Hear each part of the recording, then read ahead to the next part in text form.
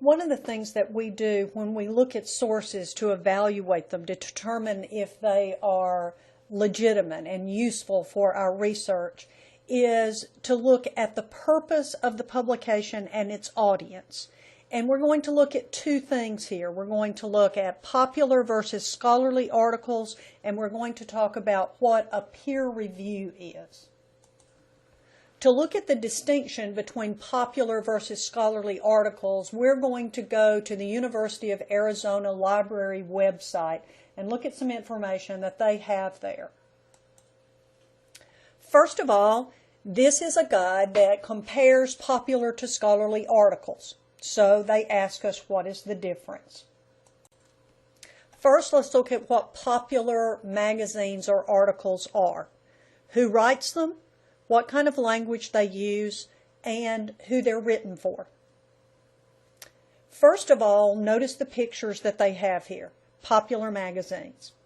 Notice that the articles in them are written by journalists or professional writers for a general audience. They use a language that most of us can understand.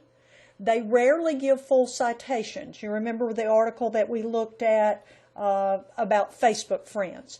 And there were references, but there was no list of articles. And then the audience is the general public, and they tend to be short. So, popular articles are a good source of general information, but to have even better information, we go to scholarly articles in journals. Now, most of the time, we don't pull these actual journals to look at, and in fact, even our magazines we access from library databases. But now we have electronic sources that allow us to look at academic journals. These articles are written by and for people who are either faculty members at universities, researchers, or scholars, people who study in specific disciplines. They use scholarly or technical language. They tend to be longer articles, and they're typically based on research. They include full citations. You remember the last two articles that we read, Nervous Nellies, and the final one that we read about Lives Not Worth the Money, that in both of those there were references. Now these are short articles, but still that's one of the hallmarks, or one of the one way that we know that it is a scholarly article, is that there are references. Often it is refereed or peer-reviewed. Now, if it's a popular article, the editor may choose.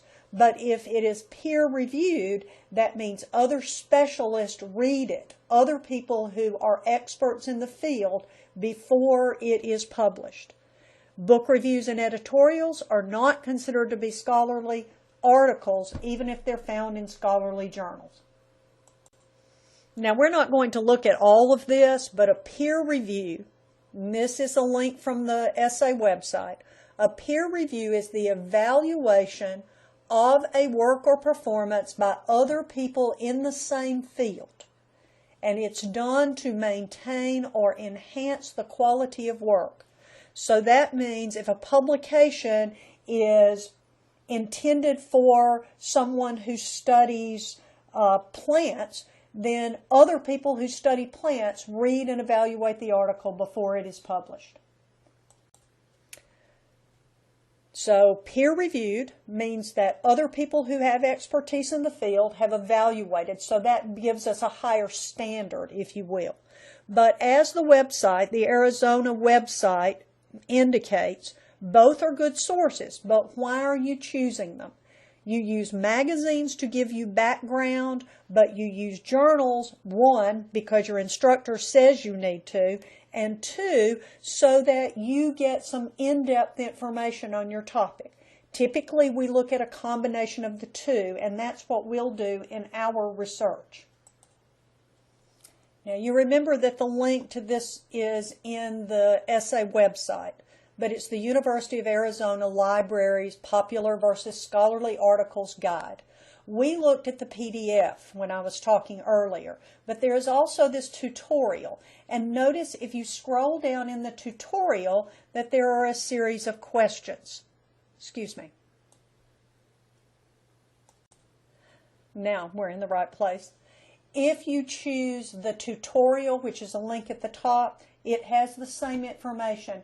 But if you scroll down, then there are a series of questions. So you can see if you understand the difference between scholarly and popular articles. And that's something that's important for you to be able to do. We're going to look at some other ways that you can distinguish between them and how you find them in the library databases.